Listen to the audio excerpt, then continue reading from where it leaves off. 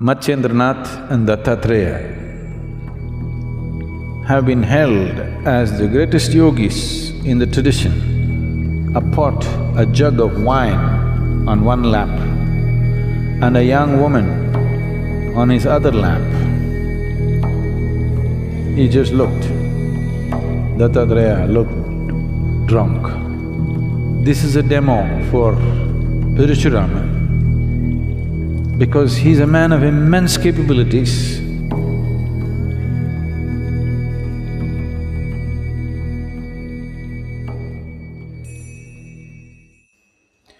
In certain schools of yoga,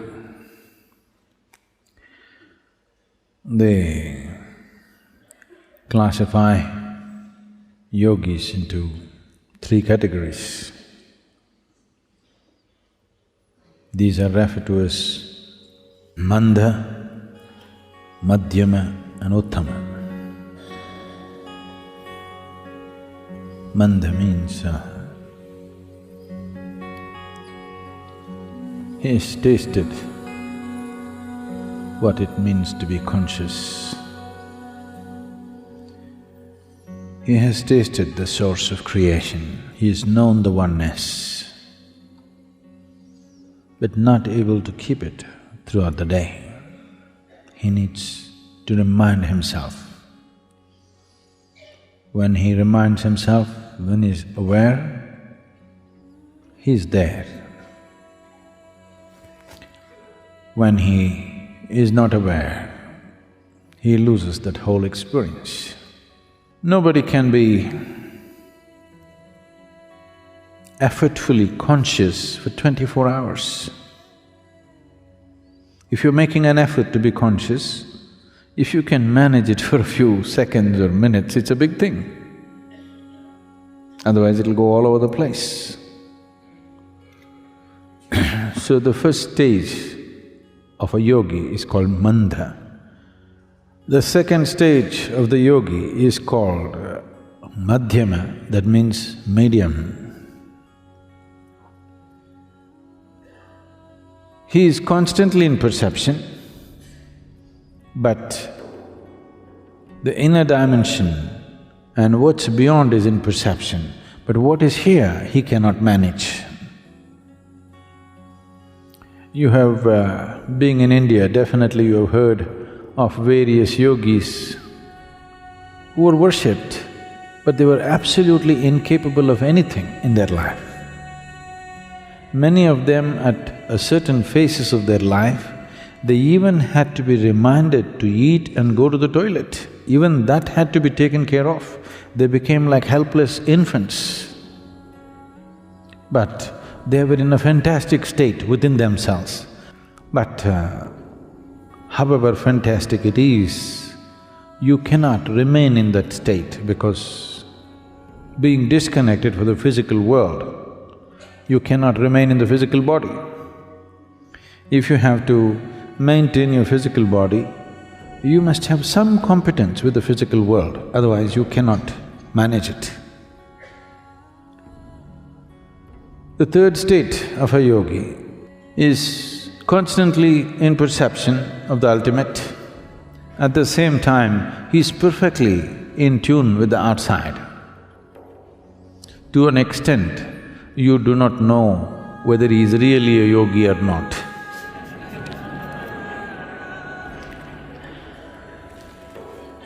Dattatreya, you heard of Dattatreya? Dattatreya? Oh, that's some good news. Because Matsyendranath and Dattatreya have been held as the greatest yogis in the tradition among all a galaxy of realized beings. These two have been held as the greatest among them. Matsyendranath, because of the way he existed, people consider him as the reincarnation of Shiva. With Dattatreya, people around him said he is the reincarnation of Shiva, Vishnu and Brahma at once. This is people's way of expressing it. When they saw something about that person, though he's in the human form, nothing human at all. This doesn't mean he's inhuman. Yes, definitely not human.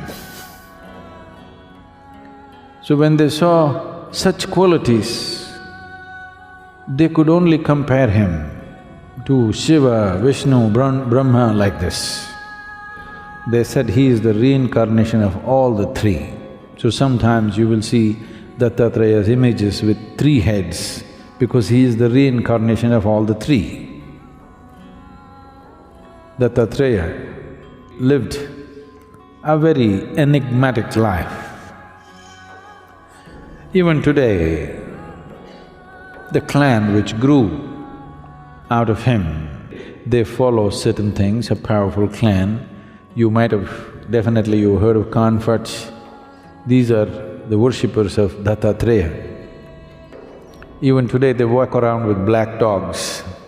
Dattatreya always had black dogs around him, spotlessly black. I will not go into this dog business. There's a whole lot of things about it. He used dog in a certain way. You know, if you have a dog at home, he's little more perceptive than you. Yes or no?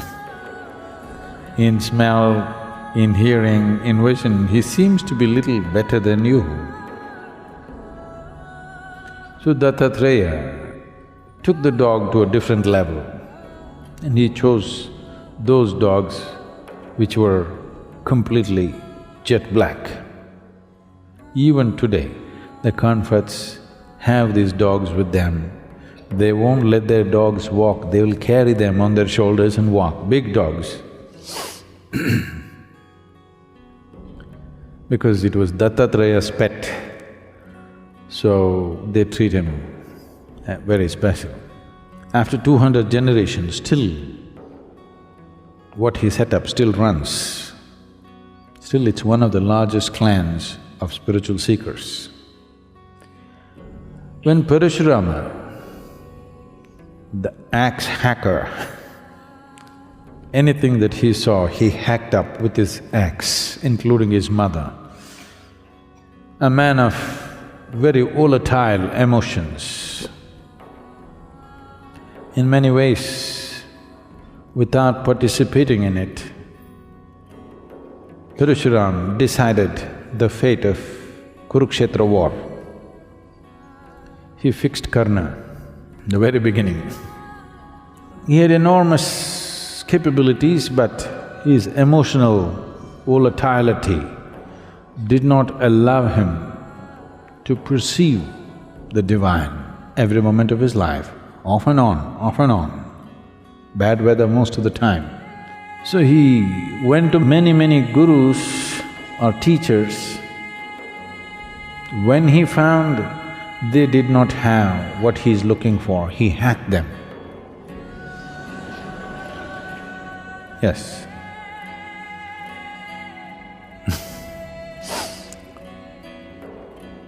And then he came towards Dattatreya. People told him, Dattatreya is your answer. He came, still with his axe. When he was coming towards Dattatreya's place, many other spiritual seekers had gathered. They looked into his ashram and were running away. This is not a spiritual place.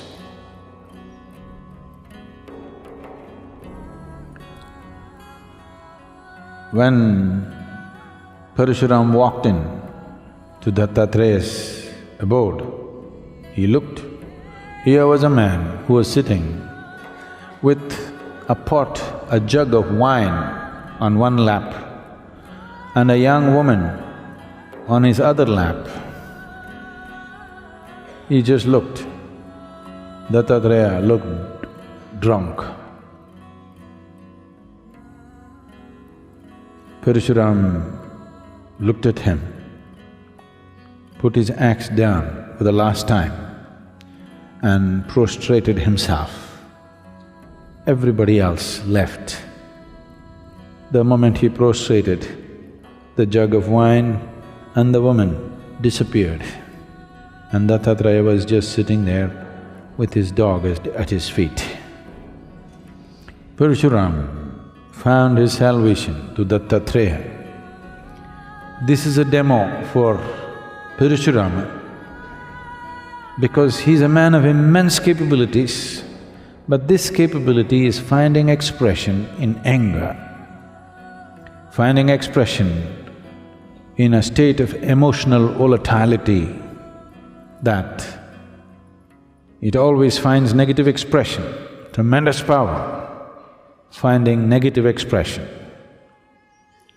So Dattatreya employed a certain ploy, and when Parashurama could see beyond the wine and the woman and his drunkenness and still know that Dattatreya was constantly in touch with the divine, that moment became his opening. If he was that perceptive right through his life, a lot of people would have been spared the axe.